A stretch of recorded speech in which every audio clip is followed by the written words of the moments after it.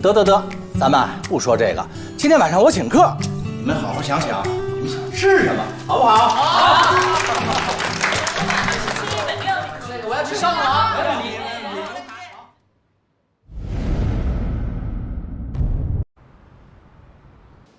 顾总，常副总好。顾总，你看他们的发布会非常成功，下面的员工也都非常辛苦。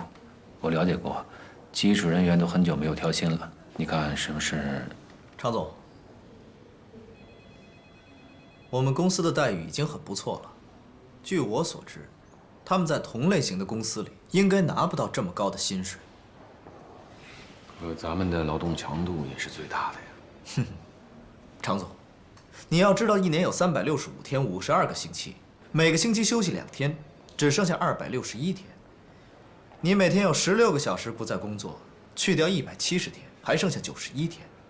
每天下午茶时间用掉半个小时，去掉23，只剩下68天。你每天午餐用掉1小时，又去掉了46，只剩下22天。公司每年有2天的病假，这樣只剩下20天。公司每年還有5天的節假日，最後只剩15天。公司還會慷慨地給每個人每年14天的假期，最後你只工作了1天，你還好意思跟我提加薪？顧總，話可不能這樣說，我們員工的賬不是這樣算的。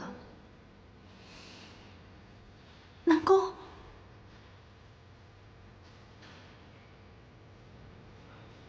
你是誰呀？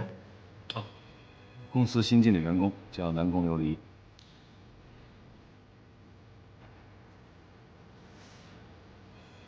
南宮琉璃，怎麼這麼熟悉？好，你來說說應該怎麼算？公司每天8點半上班，我們8點鐘就要出門，這段時間應該算我們為公司工作的時間，但並沒有人給我們錢。公司每天下午5點半下班，我們最快6點鐘到家，這段時間也沒有人給我們錢。公司要求上班不能隨便穿，要穿襯衫、西裝、西褲、皮鞋，這些都要我們自己花錢去支付。工作的時候每天要對着電腦，對眼睛傷害很大。如果出現什麼問題，還要我們自己花醫藥費。為了工作損害自己擁有的健康，公司並沒有給任何補助。工作強度大，工作時間長，每天腰痠背痛，我們還要自己花錢去按摩、買藥膏。